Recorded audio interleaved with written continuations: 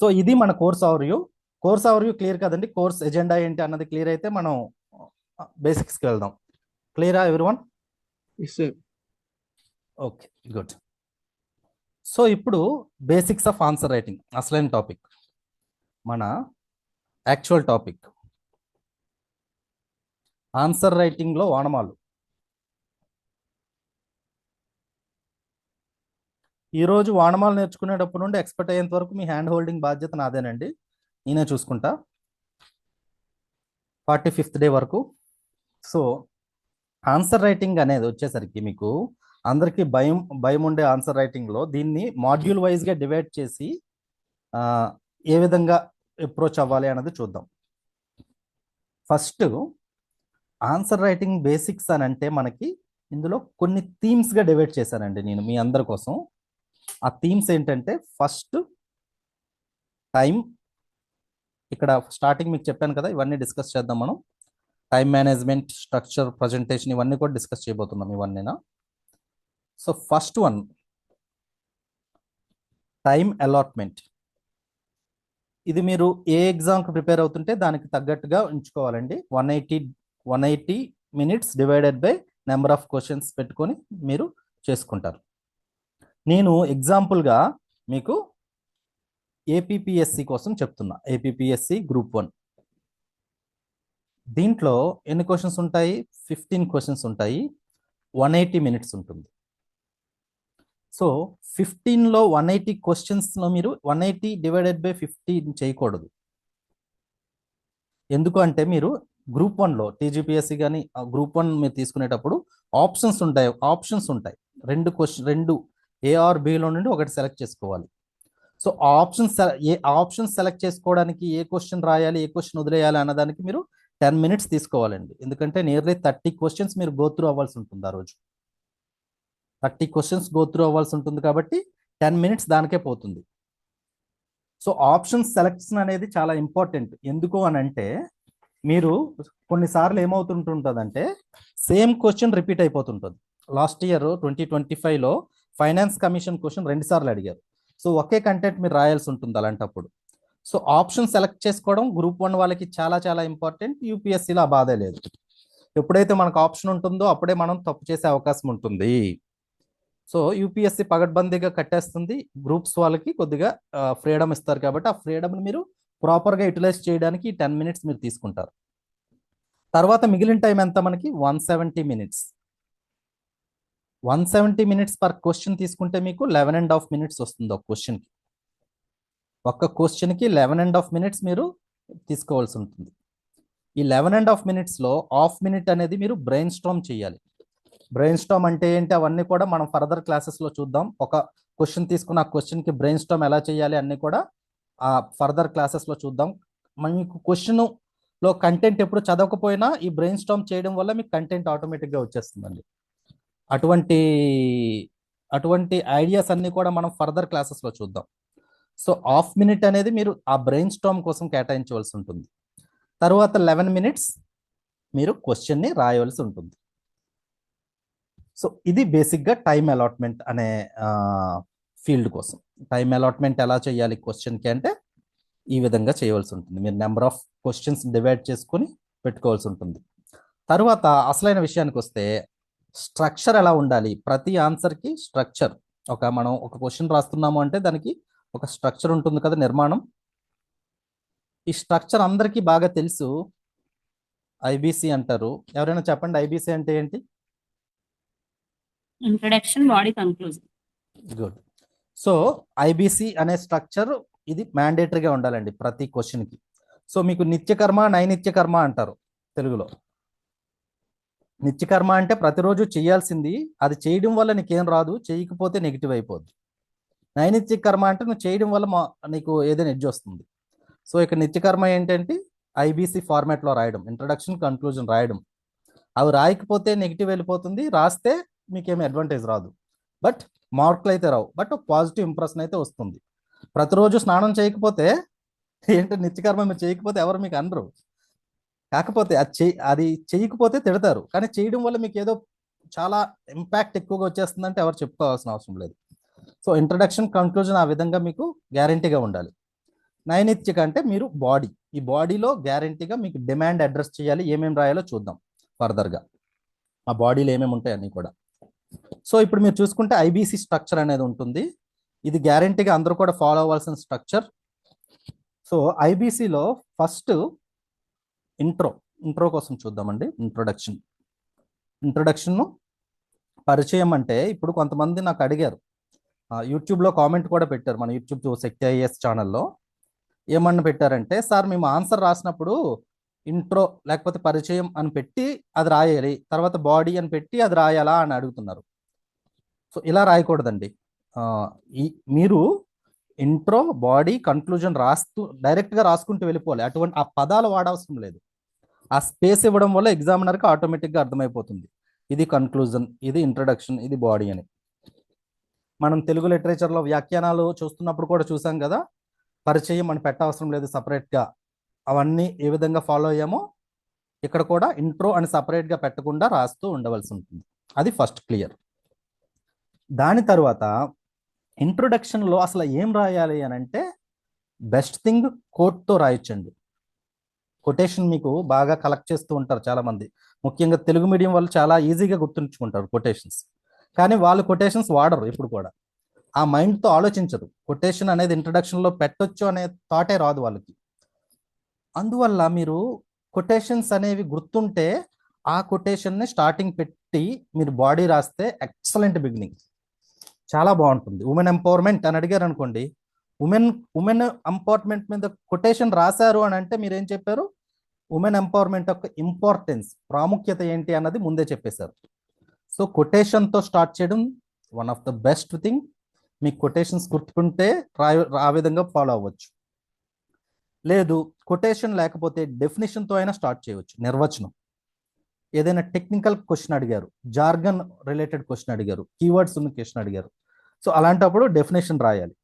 Good governance, సుపరిపాలన అంటే ఏంటి అంటే డెఫినేషన్ రాయాలి, మీరు వేరేది రాయాల్సిన అవసరం లేదు. సో డెఫినేషన్ బేస్డ్ అది రాయాలి. తర్వాత ఏదైనా కరెంట్ అఫైర్స్ రిలేటెడ్గా దానికి ఉందా అన్నది కూడా రాయొచ్చు. ఇవన్నీ రాయకూడదండి, ఏదో ఒకటే రాయాలి. ఎన్ని విధాలుగా రాయొచ్చు అన్నది నేను చెప్తున్నాను.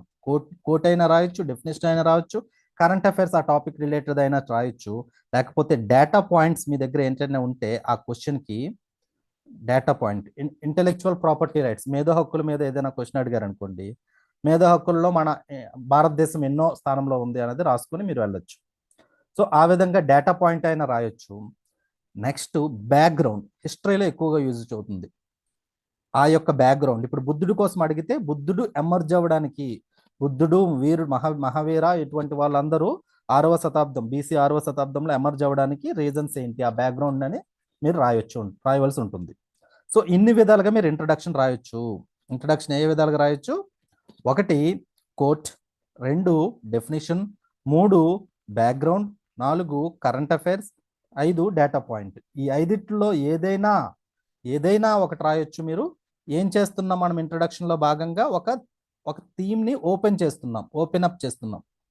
ఒక దాన్ని నేను చెప్పబోతున్నాను అనే ఒక ఓపెన్గా వైడ్గా మీకు అనాలసిస్ వస్తుంది అనే ఒక దృక్పథాన్ని మనం ఎగ్జామినర్ కల్పిస్తున్నాం. సో అందువల్ల ఇంట్రడక్షన్ చాలా ఇంపార్టెంట్. ఈ 5లో ఏదైనా మీరు ఇంట్రడక్షన్గా వాడుకోవచ్చు. సో ఇంట్రడక్షన్ క్లియర్ అయిందండి, introduction part clear sir. Okay. So తరువాత బాడీ అనేది ఇదే హార్ట్, దీనికే మార్కులు పడతాయి. మీరు యాక్చువల్ మార్క్స్ వచ్చేవి బాడీకే, డిమాండ్ అడ్రస్ చేయాలి. మీరు క్వశ్చన్కి ఏ విధంగా డిమాండ్ అడ్రస్ ఉంది చూడాలి, ఆ క్వశ్చన్ డిమాండ్ అడ్రస్ చేయాలి. ఇదంతా కూడా మనం ఫర్దర్గా చూద్దాం, డిమాండ్ ఎలా ఐడెంటిఫై చేయాలి, ఎలా అడ్రస్ చేయాలి, అవన్నీ కూడా. తర్వాత క్వశ్చన్లో అడిగిన ప్రతి టాపిక్కి, ప్రతి ఏరియాకి ఒక సబ్ హెడింగ్ పెట్టాలి. ప్రతి సబ్ హెడింగ్ అట్లీస్ట్ 5 పాయింట్స్ అనేటట్టు ఉంచుకోవాలి మీరు. ఇవి బేసిక్స్ ఆఫ్ బాడీ. డిమాండ్ అనేది మీరు అడ్రస్ చేయగలగాలి, దీనికి యాక్చువల్ మార్క్స్ వస్తాయి. సో బాడీలో ఇది ఫర్దర్గా మనం డిస్కస్ చేసేటప్పుడు క్లియర్గా బాడీ కోసం మొత్తం చూద్దాం. ఇంకా తర్వాత ఫైనల్ 1 ఐబీసీలో కన్క్లూజన్ అనేది మీకు ఒక భోజనాలకు వెళ్ళాక మీకు ఫుడ్ అంతా తినేశారు, లాస్ట్లో ఐస్ క్రీమ్ కానీ లేకపోతే ఏదైనా స్వీట్ పాన్ కానీ తింటేనే మీకు ఆ సాటిస్ఫాక్షన్ వస్తుంది. అటువంటి సాటిస్ఫాక్షన్ మీరు ఎగ్జామినర్కి ఇవ్వాలి అని అంటే కన్క్లూజన్లో మీకు ఒక వా ఫ్యాక్టర్ ఉండాలి. తెలుగు సాహిత్యం వాళ్ళకి తెలుస్తూ ఉంటుంది, కొసమెరుపు శిల్పం అంటారు, మెరుస్తూ ఉండాలి మీ కన్క్లూజన్. సో వా ఫ్యాక్టర్ ఉండాలి, ఎగ్జామినర్కి ఒక గుడ్ ఇంప్రెషన్ ఉండాలి. నువ్వు క్లోజ్ చేసేస్తున్నావు అని అతనికి కన్వే చేయాలి, ఐఎమ్ క్లోజింగ్ ద క్వశ్చన్ అని. సో ఎగ్జామినర్ సాటిస్ఫాక్షన్ అనేది దీని ద్వారా డిసైడ్ అయి ఉంటుంది. కన్క్లూజన్లో ఏం రాయొచ్చు, మనం ఇంట్రడక్షన్లో ఇవి చూసాము, కోడ్ డేటా అవన్నీ కూడా చూసాము. అసలు కన్క్లూజన్లో ఇలాంటివి ఏం రాయొచ్చు అన్నది చూస్తే ఇందులో మీరు చాలా చాలా వైడ్ ఆప్షన్స్ కూడా ఇస్తారు మీకు. ఆ ఆప్షన్స్లో ఏదైనా ఒకటి మీకు ప్రాక్టీస్ చేస్తుంటే అర్థమైపోతుంది ఏ క్వశ్చన్కి ఏది పెట్టాలి అని. సో మీరు ప్రాక్టీస్లో చేయాల్సి ఉంటుంది. ఇవన్నీ ఆప్షన్స్లో ఒకటి పెట్టుకోవచ్చు మీరు. First option summary, easiest. అంత వావ్ ఫ్యాక్టర్ ఉండదు, కానీ కొన్ని క్వశ్చన్స్కి సమ్మరీ రాయాల్సి ఉంటుంది. మరి మొత్తం అదంతా సమ్మరీ ఏదైతే ఉందో అది చెప్పవచ్చు. లేకపోతే ఏదైనా రిపోర్ట్స్, కమిటీస్ అలాంటివన్నీ మెన్షన్ చేసేవచ్చు. For example infrastructure PPP model ఉందనుకోండి, కేల్కర్ కమిటీ యొక్క రికమెండేషన్స్ మనం ఇంప్లిమెంట్ చేయాల్సిన ఆవశ్యకత ఉంది అని పెట్టేస్తారు, జస్ట్ ఒక పాయింట్. దానివల్ల మీరు ఏం చెప్తున్నారు ఎగ్జామినర్కి, see I'm a well read person, నేను కమిటీస్ తెలుసు, నాకు గవర్నమెంట్ ఏ కమిటీస్ వేసింది, ఎందుకు వేసింది, అసలు ఆ ప్రాబ్లమ్స్ ఏంటి అన్నీ కూడా నేను చదువుకున్నాను. మీకు నిజంగా కమిటీ రికమెండేషన్స్ అన్నీ తెలియవు, కాకపోతే అదొక్క పదం వాడడం వల్ల మీరు నేను ఇంత చదువుకున్నాను అని చెప్పుకుంటారు మీరు. So it's all about selling. మనకి ఆన్సర్ రైటింగ్ అంతా కూడా మనల్ని మనం ఎలా సెల్ చేసుకుంటున్నాము, ఎలా ప్రజెంట్ చేసుకుంటున్నాము, గుడ్ సేల్స్ మ్యాన్గా ఎగ్జామినర్ కాన్ఫిడెన్స్ బిల్డ్ చేసుకుని చివరి వరకు అతన్ని ఒక ఎంగేజ్ చేస్తే ఎలా తీసుకెళ్ళగలిగాము అన్నదే ఇంపార్టెంట్. అందువల్ల మీరు జస్ట్ కేల్కర్ కమిటీ అనే మెన్షన్ చేస్తే సరిపోతుంది. సో అటువంటిది కూడా మీరు, ఎందుకంటే కన్క్లూజన్ మనకి ఒక 2 to 3 లైన్స్ మించి రాయకూడదు, ఆ కమిటీ రికమెండేషన్స్ అన్నీ మీరు అక్కడ రాయకూడదు. సో జస్ట్ మెన్షన్ చేసి వదిలేస్తారు.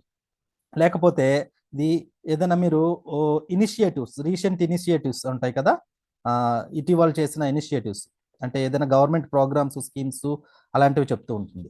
ఇటీవల తీసుకొచ్చిన జిఎస్టి సరళీకరణ ఈ దిశలో ముందు అడుగు అని చెప్పవచ్చు. లేకపోతే ఇంగ్లీష్లో అయితే it is the step in the right direction, the GST reforms are step in the right direction అని పెట్టేసి వదిలేస్తారు. అటువంటిది కూడా రాయొచ్చు మీరు, ఇనిషియేటివ్స్, రీసెంట్ ఇనిషియేటివ్స్ అనేది. ఇది కాకుండా మీకు ఇంకొక లాజిక్ చెప్తాను, ఇంకొక ఎక్స్ట్రా పాయింట్ బాడీలో ఉన్న పాయింట్ ఒకటి మర్చిపోయారు మీరు, అది చాలా ఇంపార్టెంట్ అనుకుంటూ కన్క్లూజన్లో అది పెట్టేస్తారు.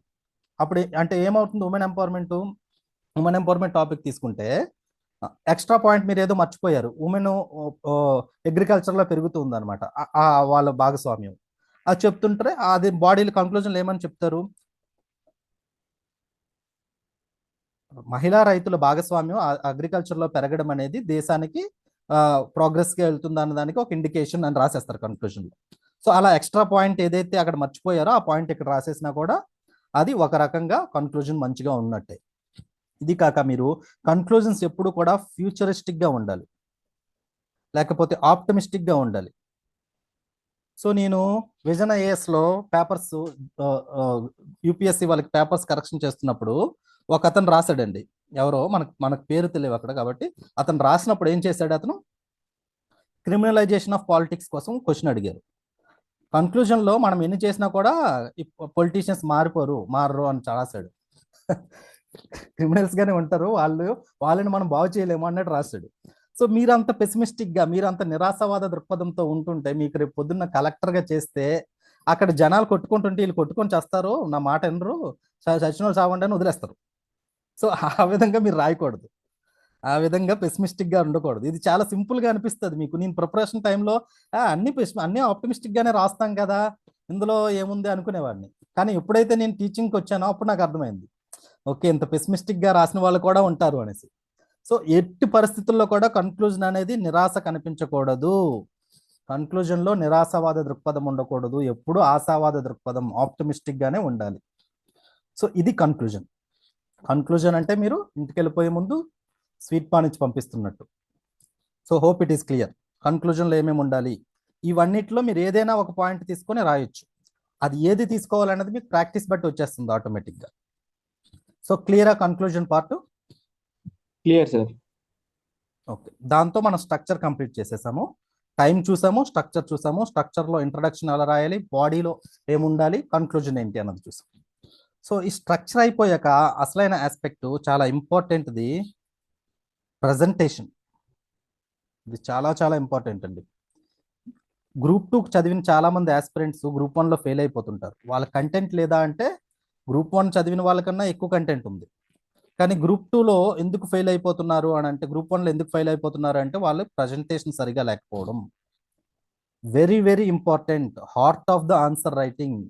మీకున్న కంటెంట్ని మీరు ప్రాపర్గా ప్రజెంట్ చేయగలగాలి. సో ప్రజెంటేషన్ అంటే ఏంటి నేను చెప్పేది, ఒక ఎగ్జామినర్ మీ పేపర్ చూసిన వెంటనే అతనికి డిఫికల్ట్గా ఉండకూడదు, ఈజీగా ఆన్సర్ చదివేసి అర్థం చేసుకునే విధంగా ఉండాలి. డిఫికల్ట్గా ఉండకూడదు అనుకుంటే మొదటిగా మీకు ఉండాల్సింది ఏంటి, దస్తూరి, హ్యాండ్ రైటింగ్.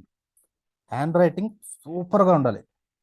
అమ్మాయిలకి కొంతమందికి ఉంటుంది, వాళ్ళకి చాలా మంచి అడ్వాంటేజ్ వచ్చినట్టు. అలా కాక నాలాంటి వాళ్ళు కూడా ఉంటారు, ఇదిగోండి చూడండి నా హ్యాండ్ రైటింగ్ చూసారు కదా, అటుకి టిక్కాక సూపర్గా ఉందంటే సూపర్గా లేదు, అలా అని చెప్పి వరస్ట్ అంటే అది కూడా కాదు. వరస్ట్గా ఉన్నా కూడా పర్వాలేదు, కాకపోతే మీరు లెజిబుల్గా రాయాలి. లెజిబుల్గా అంటే చిరాకు తెప్పించకుండా రాయాలి మీ హ్యాండ్ రైటింగ్ని. ఇదైనా చెయ్యాలి. హ్యాండ్ రైటింగ్ సూపర్గా ఉంటే వెల్ అండ్ గుడ్, సూపర్గా లేదు నాలాగా ఉంది ఇంకా చెత్తగా ఉందంటే లెజిబుల్గా అయినా రాయాలి.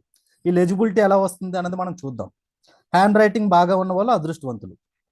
సో మీరు ఇప్పుడు నేను టాపర్స్ యూపీఎస్సీలో టాప్ 10 ర్యాంక్ వచ్చిన అతనిలో ఒక పర్సన్ నాకు ఫ్రెండ్గా ఉండే ఒక అప్పుడులో. సో అతను హ్యాండ్ రైటింగ్ సపరేట్ క్లాసెస్ తీసుకున్నాడండి, సపరేట్గా ఢిల్లీలో హ్యాండ్ రైటింగ్ నేర్చుకున్నాడు. డబ్బులు కట్టి రోజు క్లాస్కి ఆఫ్లైన్లో వెళ్ళి కూర్చొని గంట కూర్చొని నేర్చుకున్నాడు. అంత ఇంపార్టెన్స్ ఉంటుంది. మీరు ఇప్పుడు నేర్చుకోండి అనట్లేదు, బట్ ఉన్నదాన్ని మీరు లెజిబుల్గా చేసుకోండి. సో లెజిబుల్గా హ్యాండ్ రైటింగ్ అనేది ఉండాలి. లెజిబిలిటీ రావాలంటే ఏం చేయాలో చెప్తాను. హ్యాండ్ రైటింగ్ బాగుంటే very well and good. Gandhiji చెప్తారు, గాంధీజీ ఒక సజెషన్ ఇస్తుంటారు, my experiment with truth. My experiment with truth చదివితే అందులో పిల్లలందరూ ఫస్ట్ పెయింటింగ్ నేర్చుకోండి. మీకు రేపు పొద్దున్న పిల్లలు పుడితే ఫస్ట్ పెయింటింగ్ నేర్పండి, దాని తర్వాత రైటింగ్ చేస్తే ఆటోమేటిక్గా మంచి అక్షరాలు వస్తాయి. పెయింటింగ్ వచ్చిన ఫస్ట్ నేర్చుకొని పెట్టుకున్న వాళ్ళకి అక్షరాలు అనేవి ఆటోమేటిక్గా వస్తాయి. మేబీ అమ్మాయిలు ముగ్గులు వేయడం వల్ల అందుకే వాళ్ళకి వచ్చేస్తుందేమో మంచి hand writing. But hand writing ఉన్న వాళ్ళకి గుడ్, వెల్ అండ్ గుడ్. లేకపోతే లెజిబుల్గా రాయాలి. లెజిబుల్గా రాయాలి అని అంటే ఏం చెయ్యాలి, లెజిబుల్గా రాయాలి అని అంటే ఒక ప్రాపర్ స్పేస్ అనేది ఇవ్వాలండి. స్పేసింగ్ ఏంటి, పదాల మధ్య స్పేసింగ్ ఉండాలి. ఒక పదానికి ఒక పదానికి రౌండ్గా ఉండేటట్టు ట్రై చేయండి ఇఫ్ పాసిబుల్. నెక్స్ట్ ఈ స్పేసింగ్ పదాల మధ్య కాక లైన్స్ మధ్య కూడా, అదేవిధంగా పారాగ్రాఫ్స్ లేకపోతే పార్ట్స్ మధ్యలో కూడా మీరు స్పేస్ అనేది సఫిషియెంట్గా ఇవ్వాలి. సో ఇది ఇవ్వడం వల్ల కొద్దిగా లుక్కి అయితే బాగుంటుంది. తర్వాత మీకు ప్రజెంటేషన్లో మీరు ఫాలో అవ్వాల్సిన స్ట్రక్చర్ ఇదే. ఫస్ట్ ఇంట్రొడక్షన్ రాస్తారు, ఒక 2 to 3 లైన్స్ ఇంట్రొడక్షన్ మించి వెళ్ళకూడదు. ఇంట్రొడక్షన్ అయిపోయాక సబ్ హెడింగ్ పెడతారు. సబ్ హెడింగ్ వదిలినాక ఇక్కడ కొద్దిగా స్పేస్ వదులుతారు. వదిలి 1 2 3 4 పాయింట్స్ రాస్తారు. ఏదైనా డయాగ్రామ్ లాంటిది ఏదైనా ఉంటే ఇలా పెడతారు. దానికి ఇక్కడ ఫిగర్ అని రాసి ఆ డయాగ్రామ్ని ఎక్స్ప్లెయిన్ చేస్తారు. ఫిగర్ కలెక్షన్ ఆఫ్ జిఎస్టీ అని పెడతారు ఏదో ఒకటి. తర్వాత సబ్ హెడింగ్ 2 అనేది ఇలా పెడతారు. దానికి మళ్ళీ పాయింట్స్ రాస్తారు. డయాగ్రామ్ ఏదైనా ఉంటే పెడతారు. తర్వాత కన్క్లూజన్ రాస్తారు. సో ఇది ఐడియల్ వే. ఐడియల్గా ఉండవలసిన ఆన్సర్ ఏంటి అంటే ఇలా ఉండాలి. ఇంట్రొడక్షన్, బాడీ, కన్క్లూజన్, డయాగ్రామ్స్ కూడా లేబులింగ్. సో ఇక్కడ బాక్సులు చెప్పాను కదా, ఈ బాక్సులు అనేవి మీరు సైడ్ హెడ్డింగ్కి బాక్సులు వాడాలి. ఇది అనుదీప్ దుర్శెట్టి గారు యూపీఎస్సీలో ఇంట్రడ్యూస్ చేసిన మెథడాలజీ ఇప్పుడు కూడా బాగా యూజ్ అవుతుంది. కానీ గ్రూప్ 1లో పెద్ద క్వశ్చన్ అడిగేస్తారు. ఆ పెద్ద క్వశ్చన్ మీరు సైడ్ హెడింగ్గా పెట్టాలి. ఆన్సర్ అప్పుడు బాక్స్ పెట్టడానికి అవ్వదు. అప్పుడు స్టార్టింగ్ కొద్దిగా బాక్స్ పెట్టి మిగిలిందంతా ఇలా గీతగా వెళ్ళిపోతుంది. అంటే రైలు పట్టాల్లాగా. దీన్ని ట్రైన్ ట్రాక్ డయాగ్రామ్ అంటారు. సో ఫస్ట్దే బాక్స్ పెడతారు, ఫస్ట్ 3 పదాలు, తర్వాత మిగిలిందంతా అండర్లైన్ చేసేస్తారు. సో ఆ విధంగా అయినా సబ్ హెడింగ్ పెట్టుకోవచ్చు. తర్వాత మీరు ఆన్సర్లో పార్ట్ అందరినీ హైలైట్ చేయాలి. హైలైట్ చేయాలంటే అండర్లైన్ చేయాలి. లేకపోతే డబుల్ కోట్స్లో పెట్టి రాయాలి, లేకపోతే క్యాపిటల్ లెటర్లో రాయాలి. ఇంగ్లీష్ మీడియం వాళ్ళు అయితే క్యాప్స్లో రాసే ఒక అవకాశం కూడా ఉంటుంది. తెలుగు మీడియం వాళ్ళు మిగిలినవన్నీ వాడుకోవచ్చు. సో సైడ్ హెడ్డింగ్కి బాక్స్ ఉండాలి, సబ్ హెడ్డింగ్కి సారీ లోపల కంటెంట్కి సైడ్ అండర్లైన్ ఉండాలి, లేకపోతే ఇన్వర్టెడ్ కామర్స్లో ఉండాలి, క్యాపిటల్ లెటర్స్లో ఉండాలి. ఇది ఐడియల్గా ఉండవలసిన ప్రజెంటేషన్. ఇలా ఉంటే మీది ఈజీగా ఎగ్జామినర్కి అర్థమవుతుంది ఈ విధంగా ఉంటే. సో ఈ విధంగా రాయడానికి అన్ని ఆన్సర్స్ ట్రై చేయండి. తర్వాత నాకు ప్రజెంటేషన్లో అందరూ అడిగే పాయింట్, సార్ పాయింట్స్లో రాయాలా పేరాలో రాయాలా? ఎందులో రాస్తారండి మీరు ఎక్కువ మంది? పాయింట్స్ రాస్తున్నారా పేరాలోనా? జిఎస్ అయితే పాయింట్స్, జనరలిస్ట్ అయితే paragraph wise sir. Okay, points good. Paras మీరు ఎక్కువ వాడకండి, ఎస్ఏలో ఓకే. ఇప్పుడు పాయింట్స్ పారాస్ కాదండి ట్రెండింగ్. ఇప్పుడు ఏంటంటే flow charts. Flow charts trending. Flow చార్ట్స్లో మీరు ఈజీగా ఇన్ఫర్మేషన్ మీరు ఈజీగా చెప్పేస్తారు. సో ఇందులో ఈ సబ్ హెడ్డింగ్ ఒకటి పెట్టి, ఈ సబ్ హెడ్డింగ్ అంతా కూడా ఫ్లో చార్ట్ ఇక్కడ వేసేవచ్చు మీరు. ఇలా ఇలా దీని నుండి ఇది వచ్చింది, దీని నుండి ఇది వెళ్ళింది, ఇలా ఫ్లో చార్ట్గా కూడా వేసేవచ్చు మీరు. సో ఫ్లో చార్ట్స్ అనేవి ట్రెండింగ్. మన ఆన్సర్స్లో ఫ్లో చార్ట్స్ కూడా పెడుతూ ఉంటాము. మన మోడల్ ఆన్సర్స్ అన్నింటిలో అవి ఎలా ఇంకాపరేట్ చేయాలి అవన్నీ మనం ఎగ్జామ్ ఫ్యూచర్లో ఎక్కువ పేపర్స్ ఎక్కువ క్వశ్చన్స్ సాల్వ్ చేస్తున్నప్పుడు చూస్తూ ఉంటాం. సో ఫ్లో చార్ట్స్ అనేవి ఇప్పుడు ప్రజెంట్ ఎక్కువగా ఈజీగా చేయడానికి ఎగ్జామినర్ పనిని వాడుతూ ఉన్నారు. సో అది మీరు గుర్తుపెట్టుకోండి. దీని తర్వాత మీరు డయాగ్రామ్ వేశారు అని అంటే చాలామంది వేసి వదిలేస్తారు ఇలాగా. కానీ దానికి లేబులింగ్ అనేది చాలా ఇంపార్టెంట్ అండి. మీకు ఒక్క 30 సెకండ్స్ 20 సెకండ్స్ అవుతుంది. బట్ అది రాయడం వల్ల మీరు అనుకున్నది ఎగ్జామినర్ అనుకున్నది ఒకే డైరెక్షన్లో ఉంటుంది. మీరు ఏదో అనుకుని డయాగ్రామ్ వేస్తారు, ఎగ్జామినర్ అది అనుకోకూడదు అనుకుంటే మీరు కింద రాయాలి. అది ఏదో సినిమాలో కింగ్ సినిమాలో శ్రీహరి డయాగ్రామ్ ఒక బొమ్మ వేస్తాడు, ఆ బుడ్డోడు వచ్చి ఏదో దానికి విపరీత అర్థం తెస్తాడు. సో అలాంటి బొమ్మలు మనం ఎగ్జామ్లో వేయకపోయినా సరే చిన్న చిన్న వేసినా కూడా అది క్లియర్గా లేబులింగ్ ఇవ్వడం వల్ల దీన్ని మీరు ఏమనుకుంటున్నారు అన్నది ఎగ్జామినర్ క్లియర్గా కమ్యూనికేట్ చేస్తుంది. కొంతమంది ఇండియా మ్యాప్ వేసేస్తారు, వేసేసి వదిలేస్తారు, ఎక్కడెక్కడెక్కడ డాట్లు పెట్టి మైన్స్ అని పెట్టేస్తారు. కింద మీరు ఫిగర్స్ పెట్టాలి, ఐరన్ ఓర్ మైన్స్ లొకేషన్ అని పెట్టేస్తే అప్పుడు ప్రాపర్గా మీరు ప్రజెంట్ చేసినట్టు. సో ఆ విధంగా మీరు డయాగ్రామ్ వేయాలి. డయాగ్రామ్కి లేబులింగ్ అనేది పర్ఫెక్ట్గా ఉండాలి. దీన్ని లేబుల్ అంటారు. లేబులింగ్ అనేది గ్యారంటీగా ఉండాలి. తర్వాత మీరు ప్రజెంటేషన్లో సింపుల్ సెంటెన్స్లు వాడాలండి. సింపుల్ సెంటెన్స్లు అంటే ఫుల్ స్టాప్లు ఎక్కువ ఉండాలి, కామాలు తక్కువ ఉండాలి. తెలుగు లిటరేచర్ వాళ్ళకి లేకపోతే లిటరేచర్ మీ 10th క్లాస్లో చదువుకున్న వాళ్ళకి తెలుస్తుంది. సింపుల్ సెంటెన్స్ అంటే ఏంటి? తక్కువ, ఎక్కువ ఇఫ్లు బట్లు దెన్లు ఏమి లేకుండా డైరెక్ట్గా చిన్న చిన్న ఫుల్ స్టాపులతో రాసుకుంటూ వెళ్ళేది. సో భారతదేశ ప్రధాని అమెరికా వచ్చి ట్రంప్ను కలిసి ఎలాన్ మస్క్తో మీటింగ్ అయ్యి అవన్నీ కామాలు పెట్టకూడదు. మీరు ఏం చేయాలి? భారతదేశ ప్రధాని అమెరికా విజిట్ చేశారు, ఇందులో భాగంగా ట్రంప్ను కలిశారు, తదనంతరం ఎలాన్ మస్క్తో మీటింగ్ చేశారు అని ఫుల్ స్టాపులు వచ్చే సెంటెన్స్లు ఎక్కువ రాయాలి. దానివల్ల ఏమవుతుంది, మీరు పెద్ద సెంటెన్స్ రాస్తారు, కొంతమంది ఇంత పెద్దది రాస్తారు, ఆ ఫస్ట్ ఏది రాశారో లాస్ట్ వచ్చేసరికి మర్చిపోతారు. సో ఆ రెండింటికి కనెక్టివిటీ ఉండదు ఒక పాయింట్లో, అందువల్ల అది చదవడానికి అంత బాగుండదు, ఇంట్రెస్టింగ్గా ఉండదు, నెగిటివ్ ఇంపాక్ట్ అనేది వెళ్తుంది. మీకు చెప్పాను కదా, కాన్ఫిడెన్స్ బిల్డింగ్, ఎక్కడ కూడా నెగిటివ్ ఇంపాక్ట్ రాకూడదు. మీరు నాకు తెలియని ఆన్సర్ ఏదో ఒక పాయింట్లు రాసి వచ్చేస్తారు అనుకుంటారు, దానివల్ల మీరు నెగిటివ్ ఇంప్రెషన్ అనేది పెట్టేస్తారు. మనం కొన్ని టెంప్లెట్స్ చెప్తాము, ఆ టెంప్లెట్స్ ద్వారా మీరు కంటెంట్ జనరేట్ చేయడానికి ట్రై చేయండి ఇఫ్ పాసిబుల్. అస్సలు అప్పుడు కూడా జనరేట్ అవ్వట్లేదు అంటే ఆ క్వశ్చన్ వదిలేయండి, కానీ ఏదో బ్లఫ్ చేసి వచ్చేద్దామో అని ట్రై చేయకండి. ఎగ్జామినర్ అనేవాళ్ళు మీకన్నా చాలా ఎక్స్పీరియన్స్డ్ పర్సన్స్, సో వాళ్ళు ఈజీగా ఐడెంటిఫై చేసేస్తారు. సో ఇది కూడా కంటెంట్లో ఇంపార్టెంట్. దాని తర్వాత మీరు ఫార్ములాస్ వాడాలండి. ఇది ట్రెండింగ్ ప్రజెంట్. ఫార్ములాస్ అనేవి మీరు వాడాల్సి ఉంటుంది. ఫార్ములా అంటే ఏంటి? ఫర్ ఎగ్జాంపుల్ సిగ్మా ఆఫ్ ప్రయత్నం అంటే ఎఫర్ట్, సిగ్మా ఆఫ్ ప్రయత్నం ఈక్వల్ టు సక్సెస్ అంటే విజయం, అంటే ప్రయత్నాల పరంపరే విజయం. ఇటువంటివి ఫార్ములాస్ కొన్ని వాడుతూ ఉంటుంటారు మీరు. అప్రాక్సిమేట్లీ, ఇన్ఫినిట్, అటువంటి అన్నిటికి కూడా ఫార్ములాస్ అనేవి మీరు వాడాలి. ఫార్ములాస్ అనేవి ప్రజెంట్ ట్రెండింగ్లో ఉన్నాయి.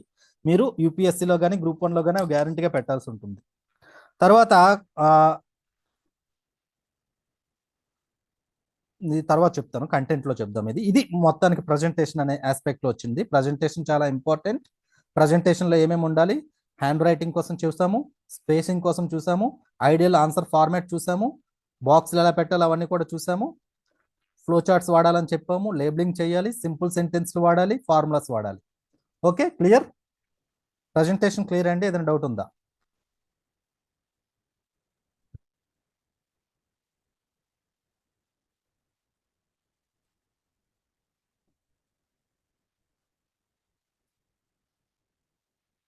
ఎవరైనా ఒకరు చెప్పండి. ఓకేనా, క్లియరా? Clear sir. Okay, so presentation వరకు మనం చూసాము.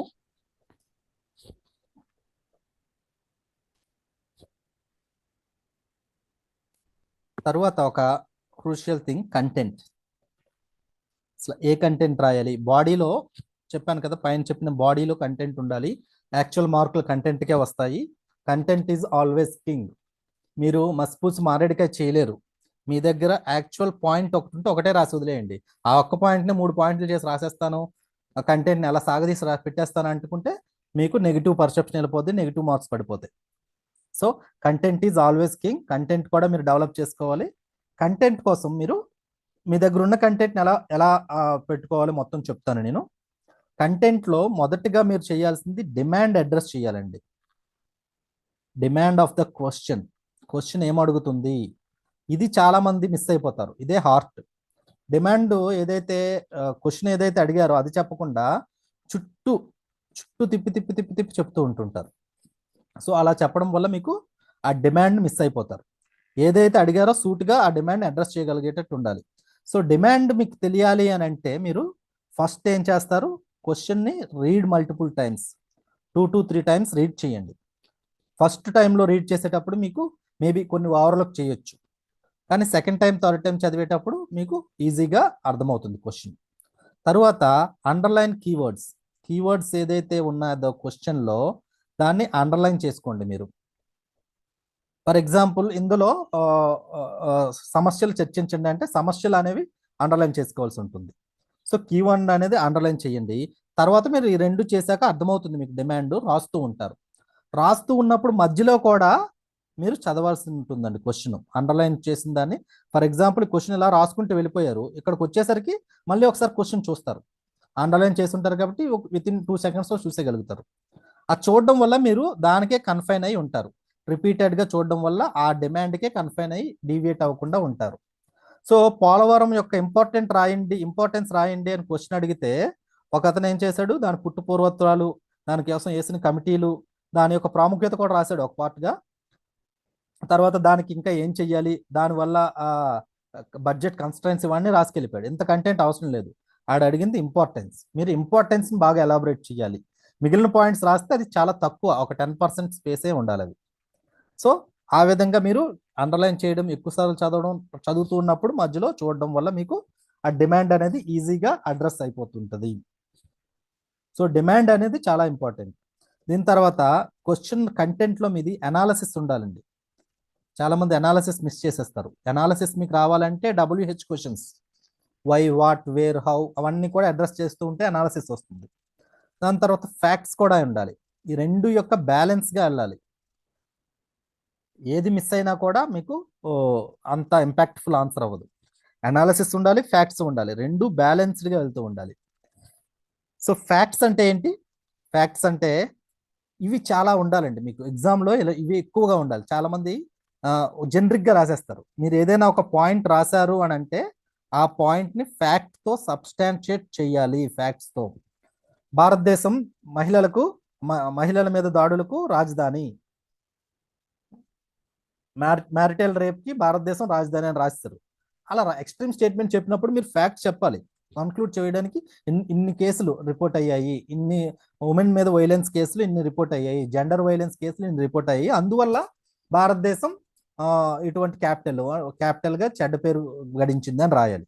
సో ఈ ఫ్యాక్ట్స్ అనేవి చాలా ఇంపార్టెంట్. ఫ్యాక్ట్స్ అనేవి మీరు మీ పాయింట్ని స్టాండ్ చేయడానికి, మీరు ఒక ఎడ్యుకేటర్, వెల్ రెడ్ పర్సన్ అని చెప్పడానికి ఆ పాయింట్స్ చాలా యూజ్ఫుల్ అవుతాయి. నేను ఏది పడితే అది చెప్పట్లేదు, నేను చెప్పిన దానివన్నీ కూడా ఒక చదివి అండర్స్టాండ్ చేసుకొని అవి బేస్ చేసుకొని చెప్తున్నా అన్నది మీరు చెప్పాలి.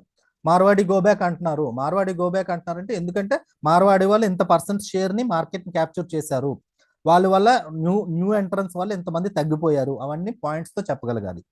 సో ఈ ఫ్యాక్ట్స్లో భాగంగా మీరు ఏమేమి రాయొచ్చు అని అంటే ప్రతి పాయింట్కి ఏదైనా కమిటీస్ ఉంటాయి, ఈ కమిటీ ఈ విధంగా చెప్పింది అని రాయొచ్చు, లేకపోతే సుప్రీంకోర్టు జడ్జిమెంట్ అనేది ఉంటాయి, ఈ సుప్రీంకోర్టు జడ్జిమెంట్ చెప్పింది అని రాయొచ్చు, లేకపోతే ఆర్టికల్స్ ఉంటాయి, పాలిటీలో అయితే ఆర్టికల్స్ రాయొచ్చు, లేకపోతే డేటా పాయింట్స్ ఉంటాయి, పర్సంటేజ్ ఇప్పుడు వరకు మాట్లాడుకున్నవన్నీ డేటా పాయింట్స్, లేకపోతే ఏదైనా కేస్ స్టడీస్ అంటే ఎగ్జాంపుల్స్ ఏదైనా దేశంలో ఈ విధంగా చేశారు, కేరళలో ఒక మోడల్ ఉంది, అలాంటివన్నీ కూడా మీరు రాయాల్సి ఉంటుంది. ఇంకొకటి థింకర్స్ అంటే తాత్వికవాదులు.